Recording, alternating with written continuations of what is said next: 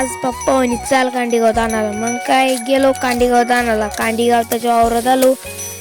असं लाल कांडीगाव तुमच्याकडे आहे का कमेंट करून नक्की सांगा बरं का. कांडीगाव त्याच्या वावरात आलो. मग पप्पाने लगेच कावळ्या तोडणं चालू केल्या. कावळ्या तोडल्या म्या घेतलं आणि एक वाजता पप्पा पुढे घेऊन गेली. मग कुट्टी मशीन कशी आलो आणि टाकला वाऱ्याखाली दणकन. तेवढ्यातच आपल्याला कळालं आपली गाय जाणार आली. मग गाईला बाहेर घेतलं. माझा तर आनंद गगनात मावत नव्हता.